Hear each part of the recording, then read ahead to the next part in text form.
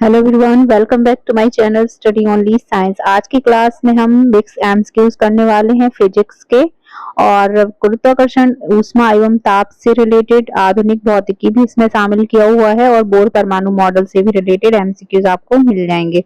तो चलिए शुरू करते हैं आज की क्लास को। पहले वस्तुनिष्ठ प्रश्न जो है उसको देखते हैं, उसके साथ ही हमारी क्लास स्टार्ट होगी। पर आपसे रिक्वेस्ट है कि आप लोग वीडियो को लाइक शेयर जरूर करें।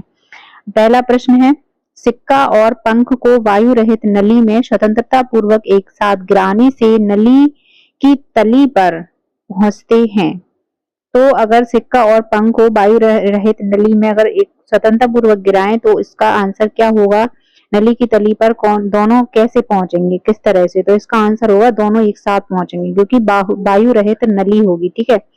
अगला प्रश्न है, यदि पृथ्वी की सतह पर गुरुत्वीय त्वरण 10 मीटर प्रति सेकंड हो तो पृथ्वी से दुगनी द्रव्यमान तथा दुगनी अर्धव्यास वाले ग्रह की सतह पर गुरुत्वीय त्वरण का मान होगा। तो इसका आंसर आप किस तरह से निकाल सकते हैं? इसका है Gm/r²। इस हिसाब से ये सूत्र होगा गुरुत्वीय त्वरण का। ठीक है। गुरुत्वीय त्वरण को स्मॉल g से डिनोट करते हैं, तो इसका आंसर आ जाएगा हमारा 5 मीटर प्रति सेकंड। ठीक है। अगला प्रश्न है, निम्न में से किसका जड़त्व सबसे ज्यादा होगा? तो निम्न में से जिसका जड़त्व सबसे ज्यादा होगा उसका आंसर है कार का। ट्रक, साइकिल, स्कूटर, इसमें से कार का जड़त्व जो है वो सबसे ज्यादा होगा। सॉरी, इसमें कार का नहीं है, इसमें ट्रक का है, क्योंकि हैवी व्हीकल के हिसाब से उतना ही उसमें जड़त्व का प्रयोग होगा। ठीक है। तो जो हैवी, इसका आंसर हो जाएगा हमारा।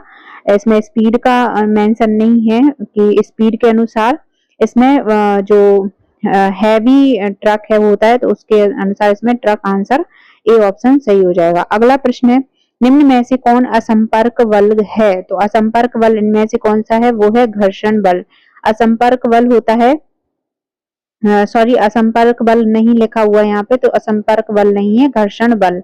ठीक है। चुंबकीय बल, स्थिर वैद्युत बल, गुरुत्वाकर्षण बल, इनमें संपर्क नहीं होता है, ये असंपर्क बल है। और असंपर्क बल नहीं है वो है हमारा घर्षण बल, यानी कि फ्रिक्शन। अगला प्रश्न है, निम्न में से कौन असंपर्क बल नहीं है? तो इसलिए भी थोड़ा सा रिपीटेड आंसर है, तो इसका आंसर क्या हो जाएगा? घर्षण बल, ऑप्शन नंबर सी।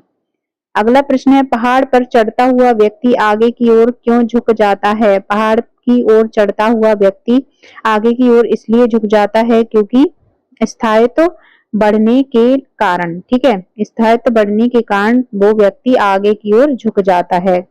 अगला प्रश्न है, सूर्य के चारों ओर ग्रहों की गति किस प्रकार की होती है? तो सूर्य के चारों ओर ग्रहों की गति जो होती है वो होती है दीर्घवृत्ताकार।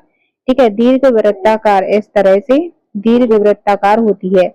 अगला प्रश्न है, एक लिफ्ट में किसी व्यक्ति का प्रत्यक्ष भार वास्तविक भार से कम होता है जब लिफ्ट जा रही हो। तो इसका आंसर क्या है? किसी व्यक्ति का प्रत्यक्ष भार वास्तविक भार से कम होता है क्योंकि जब लिफ्ट जा रही हो, तो इसका आंसर होता है त्वरण के साथ नीचे जा रही हो। ठीक है। त्वरण के साथ नीचे जा रही तो वास्तविक भार जो है वो कम हो जाता है। अगला प्रश्न है, निम्न में कौन सा कथन सत्य है? तो इनमें से जो कथन सत्य है वो है ध्रुवों पर जी का मान अक्षों से अधिक होता है। ठीक है। ध्रुवों पर यानी जी यानी त्वरण का मान अक्षों से अधिक होता है, तो इसका आंसर सी सही हो जाएगा। अगला प्रश्न देखते हैं, गुरुत्वाकर्षण का सिद्धांत किसने प्रतिपादित किया था? तो गुरुत्वाकर्षण का सिद्धांत दिया था न्यूटन ने। ठीक है। न्यूटन ने प्रतिपादित किया। नेक्स्ट प्रश्न है, किसी वस्तु पर गुरुत्वाकर्षण के बल का माप क्या होता है? किसी वस्तु पर गुरुत्वाकर्षण के बल का माप क्या होता है, ये पूछा है, तो इसका आंसर होता है भार। ठीक है। भार से होता है। अगला प्रश्न देखते हैं, गुरुत्वीय त्वरण जी का सर्वाधिक मान कहाँ होता है? गुरुत्वीय त्वरण जी का सर्वाधिक मान कहाँ होता है? भूमध्य रेखा पर, विषुवत रेखा पर, ध्रुवों पर या एवरेस्ट पर? तो यहाँ पे आंसर हो जाएगा ध्रुवों पर सर्वाधिक होता है। ठीक है। अगला प्रश्न है, ग्रहों की गति के नियम किसने प्रतिपादित किए थे? तो ग्रहों की गति के नियम केपलर ने प्रतिपादित किए थे, केपलर ने। अगला प्रश्न है, किसी वस्तु द्वारा ग्रहण की गई ऊष्मा निर्भर नहीं करती है। तो नहीं करती है, तो इसका आंसर क्या हो जाएगा? जो नहीं करती वो है वस्तु के आयतन पर निर्भर नहीं करती है ऊष्मा। ठीक है। अगला प्रश्न है ऊष्मागतिकी का शून्य नियम संबंधित है। ऊष्मागतिकी का शून्य नियम किससे संबंधित है? तापमान से। ठीक है, तापमान से संबंधित है। अगला प्रश्न है निम्नलिखित में से कौन ऊष्मा का अच्छा चालक है लेकिन विद्युत का कुचालक है? तो कौन है जो ऊष्मा का अच्छा चालक है पर विद्युत का कुचालक होता है इनमें से? वो है, इसका आंसर क्या होगा? गोल्ड, कॉपर, एबोनाइट या माइका। तो इसमें आंसर है माइका। ठीक है, अगला प्रश्न है किस प्रक्रम में अवशोषित या निष्कासित ऊष्मा शून्य होती है? तो अवशोषित और निष्कासित ऊष्मा शून्य होती है किस प्रक्रम में होती है? रुद्धोष्म प्रक्रम में। ठीक है, रुद्धोष्म प्रक्रम में शून्य होती है। अगला प्रश्न मनुष्य शरीर का सामान्य तापक्रम होता है। तो मनुष्य शरीर का सामान्य तापक्रम 98 डिग्री फ़ारेनहाइट होता है। ठीक है, अगला प्रश्न है किसी पदार्थ की ऊष्माधारिता किस पर निर्भर करती है? तो किसी पदार्थ की ऊष्माधारिता जो है वो विशिष्ट ऊष्मा पर निर्भर करती है। किस पे? विशिष्ट ऊष्मा पर निर्भर करती है। अगला प्रश्न है भीषण सर्दी में ठंडे देशों में पानी की पाइपें फट जाती हैं। तो भीषण सर्दी पड़ती है जहां वहां पानी की पाइपें फटने का क्या कारण होता है? क्योंकि जमने पर पानी फैलता है, यानी कि उसकी डेंसिटी बढ़ जाती है। अगला प्रश्न है रेफ्रिजरेटर में प्रयोग की जाने वाली गैस रेफ्रिजरेटर में प्रयोग की जाने वाली गैस क्या होती है? किस तरह से प्रसारित करने पर शीतलित होती है? प्रसारित करने पर शीतलित होती है। अगला प्रश्न है दबाव बढ़ने पर ठोस का क्वथनांक। दबाव बढ़ने पर ठोस का क्वथनांक क्या होता है? बढ़ जाता है। अगला प्रश्न है सर्दी में झील की सतह जम जाती है पर इसकी तली में जल द्रव अवस्था में रहता है क्योंकि? तो झील की सतह जम जाती है और नीचे तली में द्रव अवस्था में रहता है क्योंकि बर्फ ऊष्मा का कुचालक है। ठीक है, बर्फ ऊष्मा की कुचालक होती है, बर्फ जम जाती है तो नीचे उसका ऊष्मा नहीं पहुंच पाती है, सर्दी गर्मी। ठीक है, इस तरह से। अगला प्रश्न भारत में किसी नाभिकीय विज्ञान न्यूक्लियर साइंस के जनक के रूप में जाना जाता है? तो नाभिकीय वैज्ञानिक के रूप में जनक के रूप में जाना जाता है डॉक्टर होमी जहांगीर भाभा को। ठीक है, अगला प्रश्न है टेलीफोन उपकरण का वह कौन सा भाग है जो आवाज को स्वीकार करता है और सूचना को विद्युत चुंबकीय तरंगों के रूप में भेजता है? वो होता है माउथ पीस। ठीक है, माउथ पीस कहते हैं जिसे। नेक्स्ट है निम्नलिखित में से कौन सी रेडियोधर्मिता की इकाई नहीं है? तो रेडियोधर्मिता की इकाई कौन सी नहीं है? Rutherford, Becquerel, Tesla, Curie. तो इसमें से रेडियोधर्मिता की इकाई नहीं है, वो है टेस्ला। ठीक है, टेस्ला। अगला प्रश्न है वाहनों के टायरों की बाहर सतह नालीदार बनाई जाती है। तो वाहनों के टायरों की बाहर सतह जो है वो नालीदार क्यों बनाई जाती है? घर्षण बढ़ाने के लिए। ठीक है, घर्षण को बढ़ाने के लिए। नेक्स्ट है इनको सुमेलित करना है, निम्नलिखित कॉलमों को सुमेलित कीजिए। तो इसमें हमारा जॉन डाल्टन है, तो जॉन डाल्टन बहुअनुपात का नियम दिया था, एंटोनी लेवोजिनियर ने द्रव्यमान के संरक्षण का दिया था, और रिएक्टर ने क्या किया था? पारस्परिक गुणों का नियम दिया था, और गैर लुसेक ने गैसीय आयतन का नियम दिया था। तो इसका आंसर हमारा कौन सा हो जाएगा? ऑप्शन पहले का चौथा कौन सा है? हाँ, तो इसमें ऑप्शन नंबर बी हमारा सही हो जाएगा। ठीक है, अगला प्रश्न है निम्नलिखित में से कौन सी वायुमंडलीय परत रेडियो संचार में मदद करती है? तो वो होती है रेडियो संचार के लिए कौन सी परत होती है? आयन मंडल।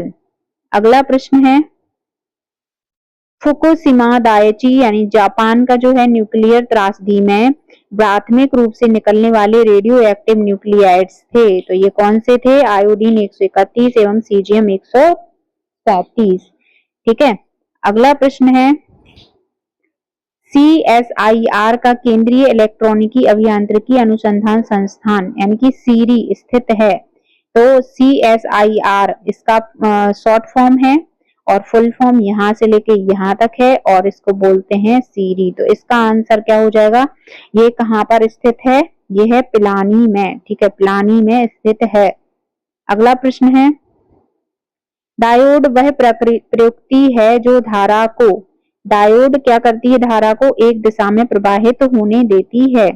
ठीक है, डायोड वह प्रयुक्ति है जो एक दिशा में प्रभावित होने देती है धारा को। अगला प्रश्न है, परमाणु बम का सिद्धांत आधारित है। परमाणु बम का सिद्धांत किस पर आधारित होता है? नाभिकीय विखंडन पर। ठीक है, नाभिकीय विखंडन पर परमाणु बम का सिद्धांत आधारित होता है। अगला प्रश्न है, परमाणु के नाभिक में होते हैं, परमाणु के नाभिक में कौन होते हैं? प्रोटॉन व न्यूट्रॉन। ठीक है, और इलेक्ट्रॉन कक्षा में चक्कर लगाते हैं। प्रोटॉन व न्यूट्रॉन परमाणु के नाभिक में उपस्थित होते हैं। अगला प्रश्न है, टीवी का रिमोट कंट्रोल किन तरंगों के आधार पर कार्य करता है? तो ये इंफ्रारेड तरंगे होती हैं जिन पर कार्य करता है टीवी का रिमोट। इंफ्रारेड तरंगे, वही सेम क्वेश्चन फिर से रिपीट है, इंफ्रारेड तरंगे इसका आंसर हो जाएगा। ठीक है, अगला प्रश्न है, अधिकतम इलेक्ट्रॉन बंधुता वाला तत्व है। तो अधिकतम इलेक्ट्रॉन बंधुता वाला तत्व होता है लिथियम। ठीक है, इलेक्ट्रॉन बंधुता सबसे ज्यादा गुण होता है लिथियम में, इनमें से। अगला प्रश्न है, बोर के परमाणु मॉडल में निम्न में से कौन सा कथन सही नहीं है? तो कौन सा कथन सही नहीं है? बोर के परमाणु मॉडल का इलेक्ट्रॉन नाभिक में परिक्रमा लगाते हैं, ये गलत है। ठीक है, बाकी तीनों कथन सही। नाभिक परमाणु के केंद्र में स्थित होता है, कक्षाओं में KLMN से निरूपित किए जाते हैं कक्षाओं को, और नाभिक प्रोटॉन और न्यूट्रॉनों से मिलकर बना होता है। अगला प्रश्न है, किसी तत्व की परमाणु संख्या किससे संदर्भित की जाती है? तो किसी तत्व की परमाणु संख्या प्रोटॉन की संख्या से निर्धारित की जाती है। अगला प्रश्न है, निम्नलिखित में से किस तत्व के अणु में परमाणु की संख्या सबसे ज्यादा होती है? तो किस तत्व के अणु में होती है? क्लोरीन के। ठीक है, तत्व में अणु और परमाणुओं की संख्या सबसे ज्यादा होती है इनमें से। अगला प्रश्न है, पीतल में होता है। तो पीतल किससे बना होता है? पीतल एक मिश्रण है, मिश्र धातु है। तो पीतल किस में क्या होता है? तांबा और जस्ता। ठीक है, तांबा और जस्ता। या अगला प्रश्न है, किसी पदार्थ की कठोरता निर्भर करती है इसकी अणुओं के, क्या होता है? किसके अणुओं के? मध्य की दूरी पर। ठीक है, मध्य की दूरी पर निर्भर करती है। अगला प्रश्न है, समान परमाणु संख्या वाले न्यूक्लियड को क्या कहते हैं? तो समान परमाणु संख्या वाले न्यूक्लियड को क्या कहते हैं? समस्थानिक। ठीक है, समस्थानिक कहते हैं। नेक्स्ट प्रश्न है, न्यूट्रॉन की खोज के लिए नोबेल पुरस्कार किसे दिया गया था? तो न्यूट्रॉन की खोज के लिए नोबेल पुरस्कार, न्यूटन की खोज किसने की थी? चैडविक ने, और इन्हीं को यह पुरस्कार दिया गया था। अगला प्रश्न है, निम्नलिखित में से वह कण कौन सा है जो ऋणात्मक रूप से आवेशित होता है? प्रोटॉन, न्यूट्रॉन, पॉजिट्रॉन और इलेक्ट्रॉन। ऋणात्मक रूप से आवेशित कण होता है कौन सा? इलेक्ट्रॉन। ठीक है, इलेक्ट्रॉन पर ऋण आवेश होता है। नेक्स्ट प्रश्न है, किसी तत्व की द्रव्यमान संख्या किससे संदर्भित की जाती है? तो ये किससे संदर्भित की जाती है? प्रोटॉन और न्यूट्रॉन की संख्या से। सी ऑप्शन सही हो जाएगा। और अगला प्रश्न और आखिरी प्रश्न आज की क्लास का, इलेक्ट्रॉन की खोज निम्नलिखित में से किस वैज्ञानिक ने की थी? ये की थी सर जे थॉमसन ने, इलेक्ट्रॉन की खोज की थी। तो आई होप आप लोगों को क्लास अच्छी लगी हो तो वीडियो को लाइक करके जाइए, शेयर करिए, और एमपी टेट की तैयारी करें सभी स्टूडेंट्स के लिए मेरी तरफ से बेस्ट ऑफ लक, क्योंकि ये परीक्षा अब अक्टूबर में होने वाली है। तो आप लोगों के पास 1 महीने का समय है। हमारे साथ आप इसी तरह जुड़े रहिए और अपनी तैयारी को बेहतर से बेहतर करिए। चलिए मिलते हैं नेक्स्ट क्लास में नेक्स्ट टॉपिक के साथ।